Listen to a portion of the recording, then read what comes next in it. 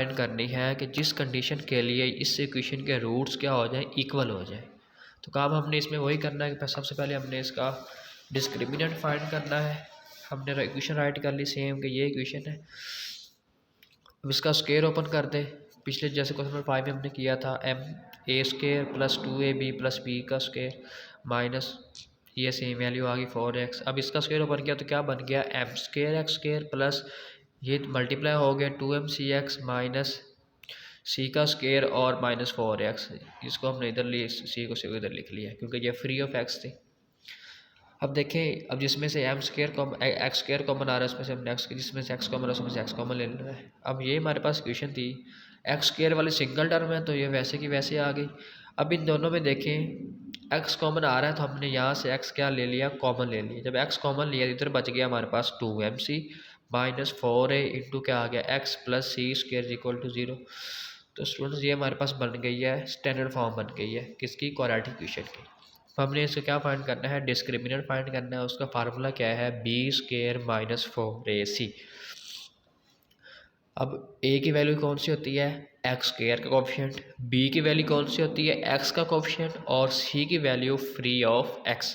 a is equal to हमारा आ गया M square, B is equal to आ गया 2mc माइनस 4a, और c की वैल्यू क्या आ गई, c का स्क्वायर। तो सेम ये वैल्यू हमने क्या की फार्मूले में पुट कर दी।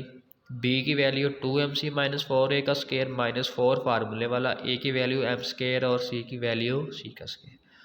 अब अगेन अब इसका स्क्वायर ओपन कर देंगे। अब दरमियान में माइनस है तो क्या आ जाएगा, सिर्फ -2 फार्मूले वाला आ जाएगा, बाकी फर्स्ट 2 वैल्यूज़ का स्क्वायर ही आएगा। इनके फर्स्ट वैल्यू का square -2 first value multiply by second value plus second value का स्क्वायर माइनस ये जो वैल्यू थी वो हमारी वैसे की वैसे आ गई, मल्टीप्लाई होगी। अब इसका स्क्वायर ओपन किया तो हमारे पास क्या रह गया, 4m² सी स्क्वायर माइनस 2 2 ज़ा 4 4 4 ज़ा 16 amc प्लस 4 का स्क्वायर 16 और a का स्क्वायर आ गया माइनस 4m² सी स्क्वायर आ गया। अब ये हमारी वैल्यू माइनस की थी, ये किसकी थी, प्लस की, तो ये क्या हो गई, कट गई। क्या बच गया हमारे पास, ओनली -16 a(cm) प्लस 16 a का स्क्वायर। अब ये इसका क्या आ गया, डिस्क्रिमिनेंट आ गया। अब हमने वो कंडीशन फाइंड करनी है कि इसके रूट्स क्या हो जाए, इक्वल। और रूट्स कब इक्वल होते हैं, जब इसका डिस्क्रिमिनेंट क्या हो, 0 हो।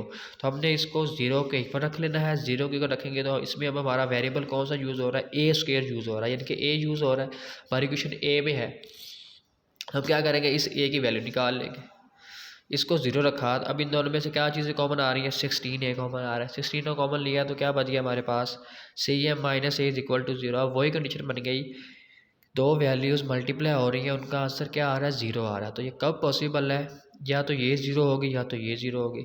अब देखिए -16 इधर क्या हो रही है, मल्टीप्लाई, इधर क्या हो जाएगी, ये डिवाइड हो जाएगी तो ये तो 0 बन जाएगी सर। हमारे पास सिर्फ वैल्यू क्या बच गई, cm minus a is equal to 0। तो यहाँ से a की वैल्यू क्या आ जाएगी, mc। मतलब हमने अब ये a की वैल्यू mc अगर हम इस इक्वेशन में पुट करें तो ये हमारा डिस्क्रिमिनेंट क्या हो जाएगा, ये 0 हो जाएगा, और इसके रूट्स क्या हो जाएंगे, ये रियल हो जाएंगे। स्टूडेंट ये हमारा था आज का लेक्चर। किसी भी बच्चे को कहीं किसी भी पॉइंट पे कोई मसला हो तो हमसे वो पर्सनली पूछ सकता है, हम आपको बताएंगे। ये आपकी रिवीजन चल रही है स्टूडेंट्स, इसको अच्छे से कर लें। आपके पास टाइम भी बहुत कम है, कहीं भी आपको कोई मसला हो तो आप हमें बताया करें। थैंक यू, जज़ाकल्लाह।